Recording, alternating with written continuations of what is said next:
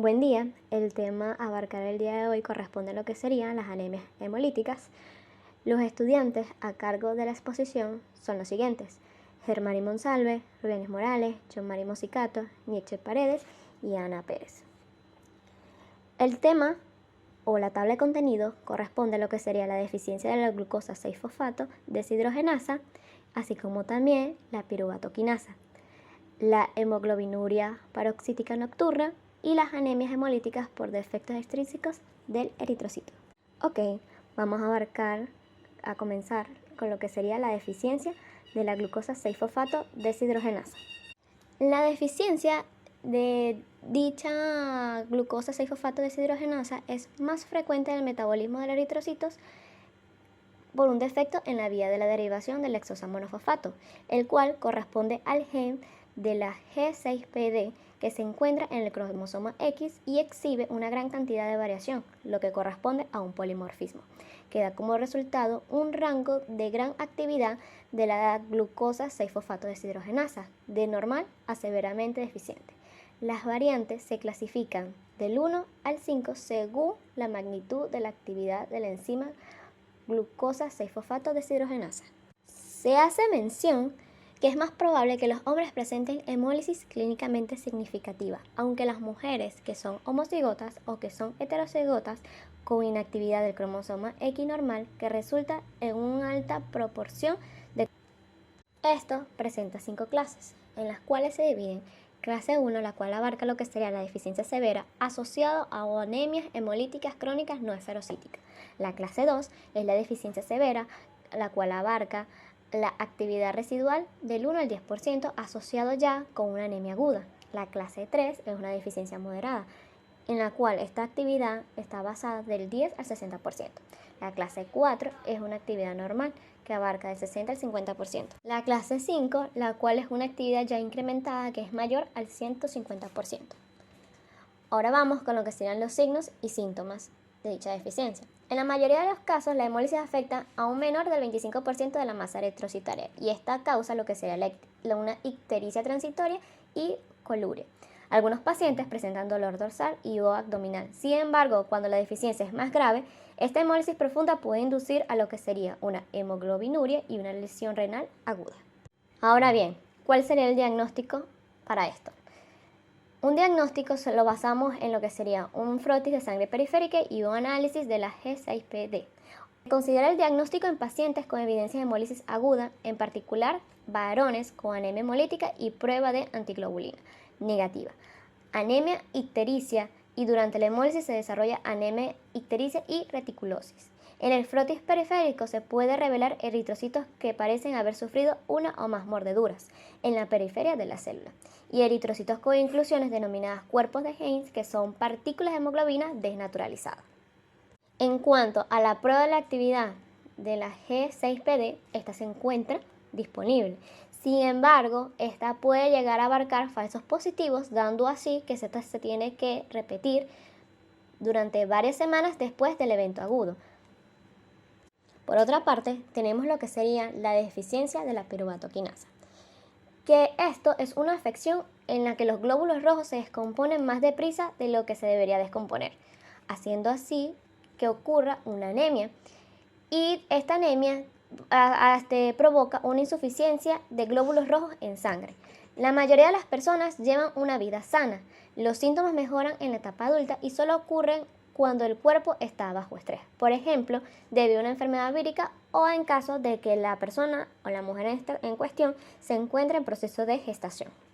Se hace mencionar que la piruvatoquinasa es una enzima en la cual desempeña funciones específicas dentro del organismo.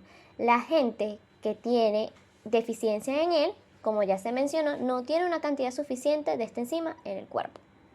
Sin una cantidad suficiente de piruvatoquinasa, los glóbulos rojos no funcionan como deberían funcionar y se descomponen más deprisa. Mi nombre es John Mari Mosicato y les voy a hablar de la hemoglobina paroxística nocturna, el HPN. Es un raro trastorno adquirido de la membrana eritrocítica caracterizado por la sensibilidad anormal al complemento.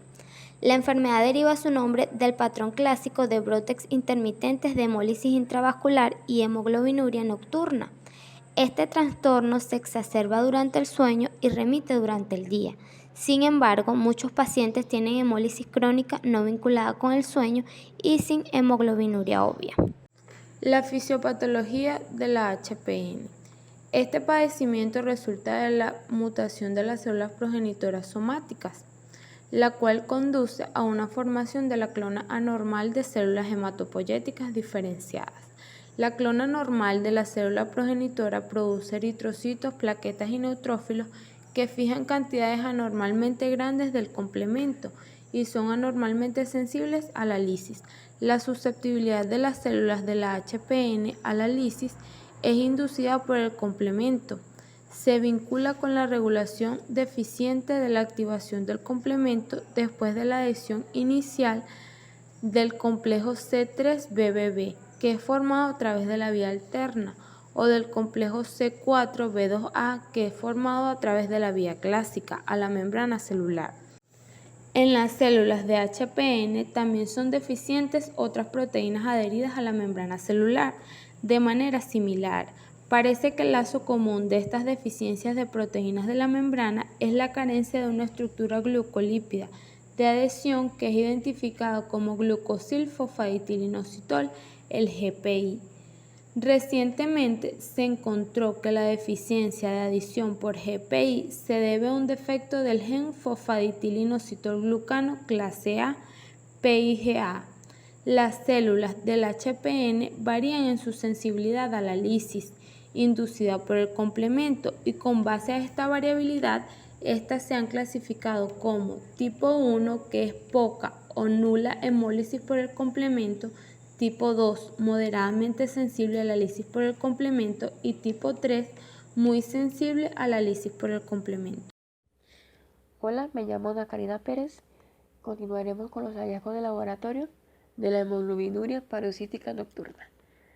Se presenta con mayor frecuencia en los adultos, pero de manera ocasional se puede encontrar en niños. La enfermedad comienza insidiosamente con episodios activos irregulares de hemólisis intravascular aguda, con observaciones que suelen aparecer después de situaciones desencadenantes, tales como infecciones, esfuerzo físico, vacunaciones, ingesta de hierro, entre otros. Estas crisis agudas se caracterizan por dolor lumbar y hemoglobinuria, que son orinas oscuras de color Coca-Cola.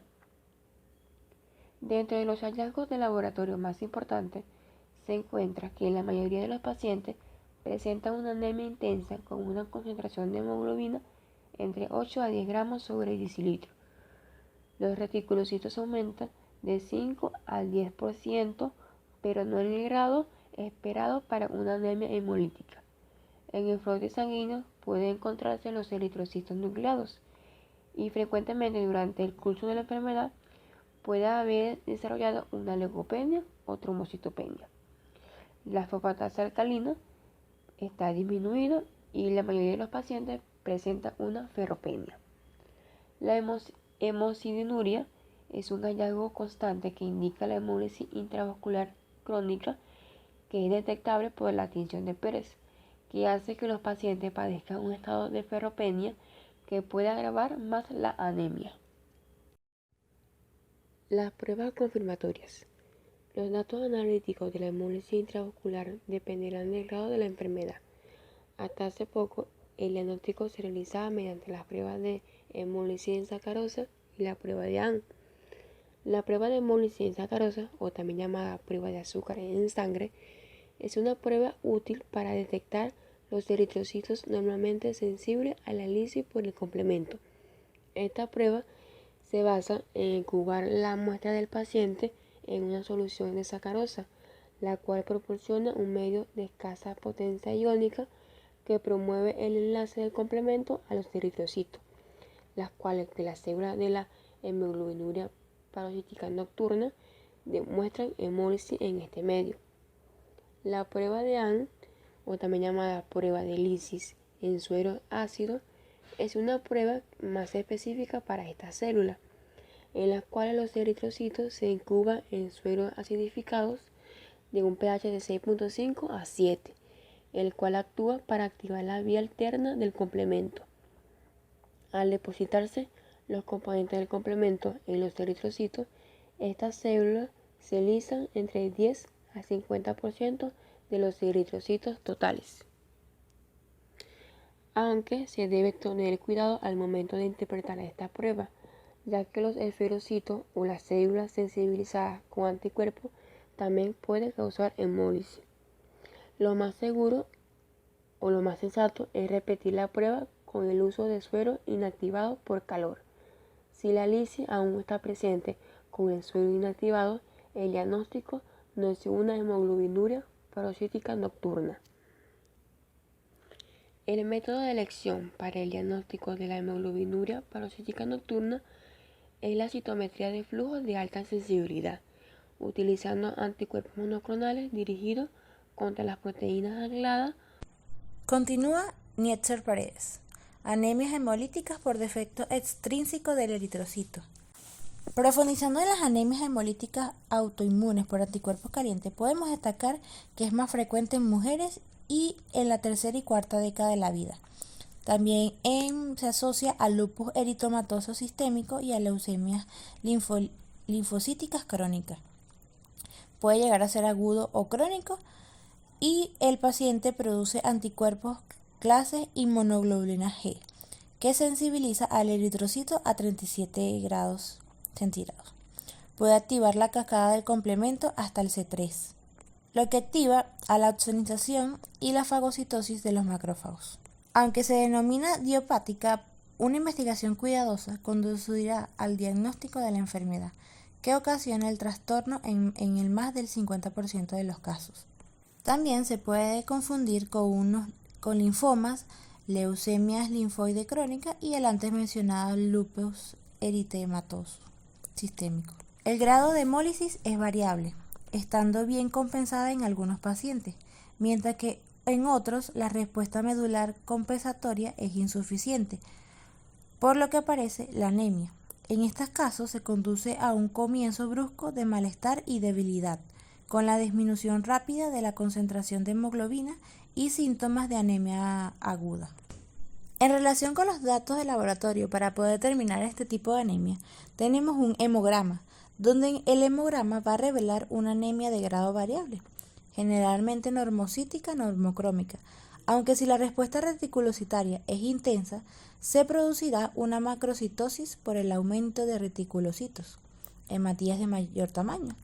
Los leucocitos pueden estar normales o elevados de forma reactiva, y en relación con las plaquetas se van a encontrar de forma normal. La asociación de un enfermo con este tipo de anemia es trombocitopenia inmune primaria y recibe el nombre de síndrome de Evans, que son autoanticuerpos contra las hematías y contra las plaquetas. En un frotis de sangre periférica se trata de una anemia regenerativa y el índice de reticulocitos está muy elevado, lo que determina la presencia de anisocitosis y policromatofilia. También se evidenciarán abundantes esferocitos y si la hemólisis es intensa hasta podemos encontrar eritroblastos. El test directo generalmente es positivo con antisueros antihumano poliespecífico. En el test de Kunz indirecto es positivo también en el 75% de los enfermos, tanto el autoanticuerpo libre en suero como el obtenido por la elusión de las hematías reaccionan con las hematías normales, mostrando en la mayoría de los casos una especificidad para todos los antígenos del sistema RH. Las anemias hemolíticas autoinmunes por anticuerpos fríos también se pueden llamar síndrome de aglutininas frías y estas se producen por anticuerpos contra los propios eritrocitos. Es mucho menos frecuente que la de anticuerpos calientes, con un pico de incidencia en pacientes ancianos.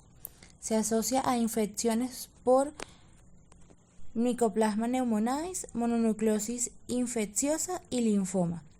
La hemólisis suele ser crónica y se agrava con la exposición al frío. Puede observarse icteria y esplenomegalia y acrocinosis. Las inmunoglobulinas involucradas son de clase inmunoglobulina M, que actúan con mayor eficiencia entre los 4 y 30 grados centígrados. La mayoría de los pacientes padecen una anemia hemolítica crónica con o sin ictericia. En otros, la exposición al frío puede seguirse de crisis hemolítica intravascular aguda con hemoglobinuria, la cual se puede demostrar en la tinción de PER del sedimento de orina, a la vez que las partes expuestas adquieren una coloración azulada y presentan dolor, fenómeno conocido como acrocianosis, causado por la agregación de las hematíes en los vasos superficiales, dificultando el flujo sanguíneo. Este tipo de anemia es generalmente discreta, así como la eferocitosis y la hiperbilirrubinemia. Se observan autoaglutinaciones en el froti, que son las hematíes en pilas de moneda, a menos de que se haya realizado estrictamente a 37 grados centígrados. La autoaglutinación es máxima a 4 grados centígrados y desaparece a 37 grados. Debido a la dependencia de la unión del antígeno anticuerpo con respecto a la temperatura, las hematíes de estos pacientes fijan relativamente pequeñas cantidades de autoanticuerpo hemoglobina M.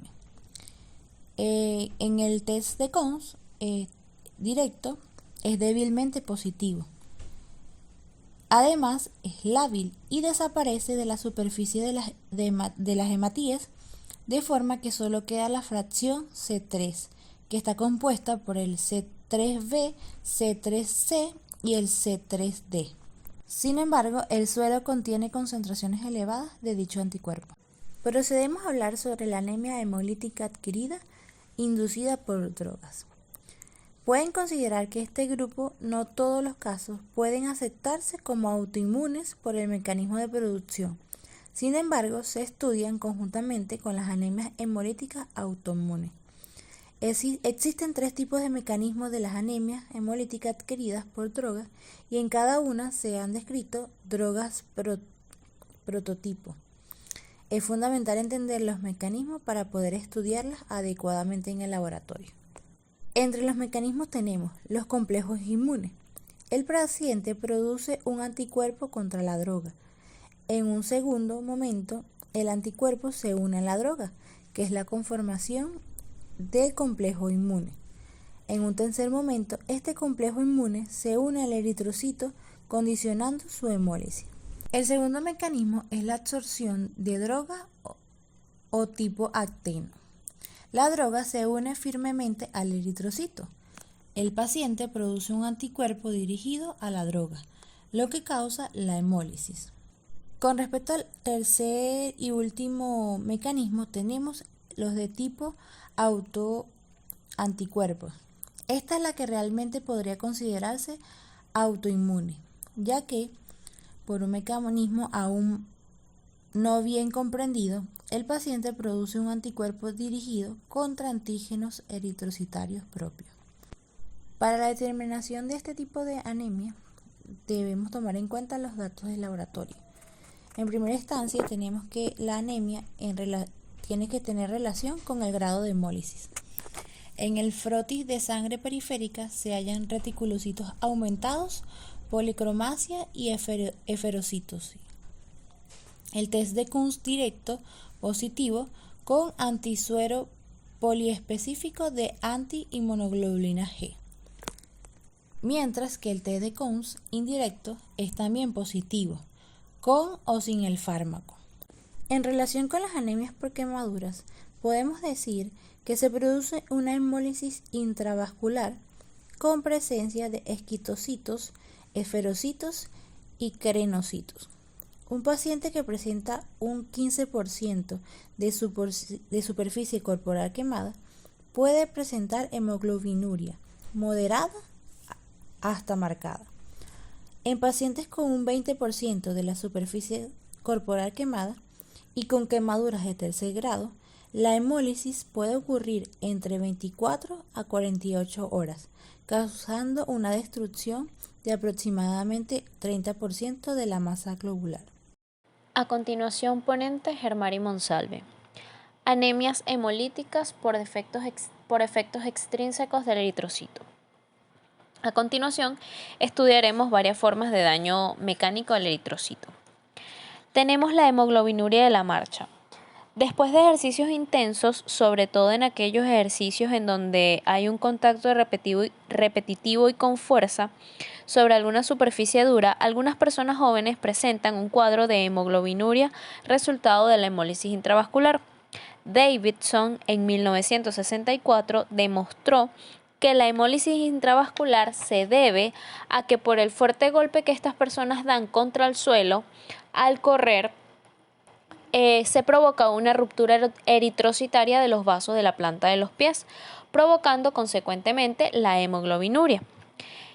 No se conoce la razón de por qué se produce esto solo en algunos sujetos, porque tampoco se ha identificado defectos eritrocitarios intrínsecos. Los únicos datos de laboratorio son hemoglobinemia y hemoglobinuria transitorias, aunque algunas veces, si los episodios son muy continuos, puede verse una reticulocitosis moderada. Luego tenemos también las prótesis vasculares. Las intervenciones quirúrgicas cardíacas, sobre todo las que se acompañan de implantaciones de prótesis valvulares o de otro tipo, hechas con materiales artificiales, pueden ser seguidas de procesos hemolíticos con hemoglobinuria, como notaron por primera vez Rose y Coles en 1954. Luego tenemos un tipo de anemia importante a destacar y estudiar, que son las anemias hemolíticas por infecciones y tóxicos. Hay un grupo de anemias hemolíticas asociadas a daño directo al eritrocito que alteran su estructura de tal manera que conducen a su destrucción acelerada y a una anemia hemolítica. De los agentes infecciosos podemos estudiar o vamos a estudiar los que son más frecuentes y que pueden dañar directamente al eritrocito. Tenemos como principal el paludismo. El paludismo es una enfermedad causada por el parasitismo con protozoos del género Plasmodium, que son transferidos por varias especies de mosquitos, principalmente el Anopheles, de huésped a huésped, y caracterizado por paroxismos recurrentes o de escalofríos y fiebre y de sudoración. Luego tenemos la bartolenosis. La infección humana por un bacilo flagelado, la bartonela, origina una severa anemia hemolítica que ocurre sobre todo en Perú, con un comienzo agudo con fiebre, dolores osteoarticulares, anemia hemolítica y linfadenopatía. Esta fase aguda se le conoce como fiebre de Oroya y el paciente sobrevive. Y si el paciente sobrevive, sigue una fase eruptiva conocida como verruga peruana. Por último tenemos la sepsis por Clostridium. Esta infección, que sigue con frecuencia a sepsis obstétricas, se acompaña frecuentemente de hemólisis severa, resultado probable del ataque de varias de las toxinas del germen con acción de la lecitinasa sobre la membrana eritrocitaria. Y por último tenemos los agentes químicos. Para este caso, diversos agentes químicos pueden producir cuadros hemolíticos.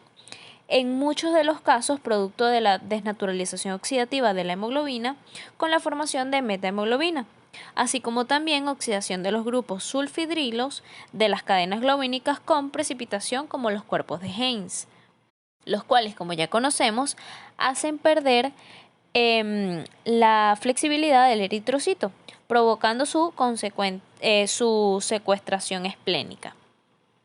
De estos agentes químicos, los más conocidos son la fenacetina, la salicilosulfapiridina, las sulfonas y también ciertos análogos de la vitamina K. También otros agentes tóxicos químicos pueden producir hemólisis por diversos mecanismos, como por ejemplo los gases de arsénico, subproductos de las manufacturas, por ejemplo, de los fertilizantes, y varias industrias producen además daño hepático, un cuadro hemolítico severo de etiopatogenia oscura. Muchas gracias.